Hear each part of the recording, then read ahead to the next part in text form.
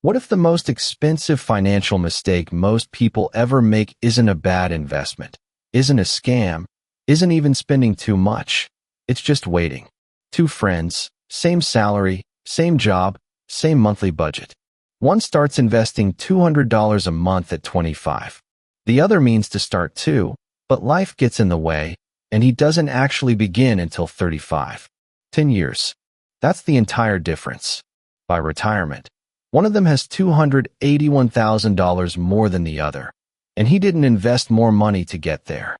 Let's do the math on the 10 years almost everybody wastes. This isn't a video about picking better stocks or timing the market. It's about the one variable that matters more than either of those. When you start, compound interest doesn't just add up your money. It multiplies it, and multiplication needs time to work. Every year you wait isn't just 1 year of missed contributions. It's one fewer year for every dollar after it to double and double again. Financial planners often model long-term stock returns around 7% a year after inflation. A conservative, standard assumption, not a guess. At that rate, money roughly doubles every 10 years. So a 10-year head start isn't a 10-year advantage. It's closer to a doubling advantage, stacked on top of everything that comes after it. And that gap doesn't show up right away. For years it looks like nothing, which is exactly why so many people underestimate how much waiting actually costs them. Let's meet our two Jimmies. Both are 25 right now. Both earn about the same. Both could technically afford the same $200 a month toward retirement. Jimmy A starts immediately. He opens an account this month and puts in $200 automatically every single month from age 25 all the way to age 65, 40 years, no breaks. Jimmy B has every intention of doing the same thing, but I'll start after this next expense turns into a full decade. He finally starts at 35, same $200 a month, same 7% average return, running for 30 years instead of 40. Same habit, same discipline once he starts. The only difference between them is 10 years at the beginning. Follow Jimmy A first. 25 years old, $200 a month, into an account earning around 7% a year. In the beginning, almost nothing happens. After 5 years, he's only got about $14,000, barely more than what he put in. It looks slow. It looks unimpressive. But he keeps going anyway, because he's not investing for next year. He's investing for a number 40 years away. By age 45, 20 years in, the account has quietly grown to around $104,000. By age 65, after 40 full years of that same $200 habit, Jimmy A's account holds $525,000. Total money he ever put in across those 40 years, $96,000. Everything else, over $428,000, is pure growth. Now Jimmy B, same discipline, 10 years late. He starts at 35 with the same $200 a month, same 7% return, and runs it for 30 years to age 65. He contributes $72,000 total across those 30 years, $24,000 less than Jimmy A, since he simply had 10 fewer years to contribute. But the gap in the final number is nowhere near $24,000. At 65, Jimmy B's account holds $244,000. Jimmy A finished with $525,000.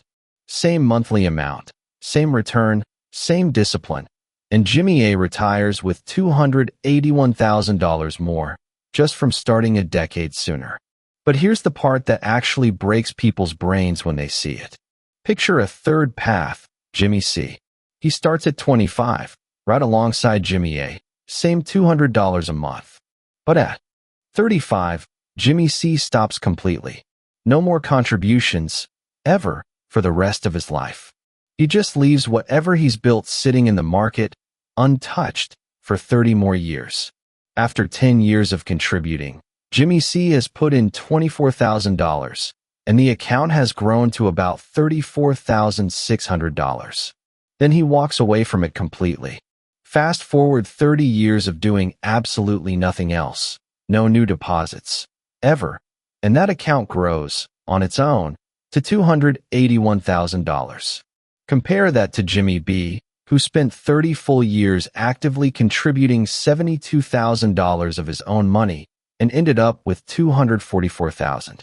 Jimmy C, who invested for only 10 years and then quit forever, still finishes ahead of Jimmy B, who invested 3 times longer and put in 3 times the money. 10 years of showing up early beats 30 years of showing up late, even if you stop. Let that sink in for a second. Jimmy C put in less money for fewer years than either of the other 2 Jimmys, and he still ends up ahead of the guy who worked twice as long at it. It's not a trick and it's not luck. It's just what an extra decade of compounding, sitting quietly and untouched, is actually worth. Why does starting early beat trying harder later? Because compound growth is backloaded. Almost all of the money an investment ever makes, it makes in the last stretch, on a balance that's already large. Jimmy C's $24,000 had 30 extra years to sit and compound completely undisturbed. And those are the 30 years where the real growth happens, because the balance is finally big enough for 7% to mean something. Jimmy B's money never got that early, undisturbed decade. Every dollar he put in started its clock 10 years later than Jimmy A's, so it never had time to reach that same explosive stretch.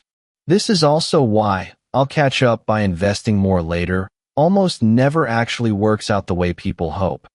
Jimmy B would need to more than double his monthly contribution to around $430 a month for all 30 years, just to match what Jimmy A got from $200 a month, started on time. Trying to outcontribute lost time is expensive. Time itself is the cheapest input in the entire equation, and it's the one thing you can never buy back. You can always find more money to invest later in life, a raise, a bonus, a side hustle. What you can never find later is more time for that money to sit and compound.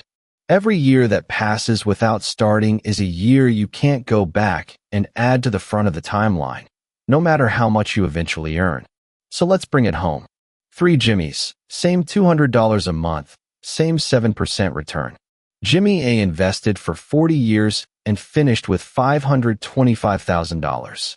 Jimmy B waited 10 years, then invested for 30 years, and finished with $244,000. Jimmy C invested for only the first 10 years, then stopped forever, and still finished with $281,000, beating Jimmy B without contributing a single extra dollar after age 35. The lesson isn't invest more. It's start now, even small, even imperfect, because the version of you that starts today with whatever you can afford is worth more than the version of you that plans to start bigger next year. So here's my question for you. If you haven't started yet, what's actually stopping you? And what would it take to put in the first dollar this week? Tell me in the comments. I read every one. If this convinced you to open that account today instead of someday, hit like, subscribe for a new What If Money breakdown every week, and send this to the friend who keeps saying they'll start next year. I'll see you in the next one.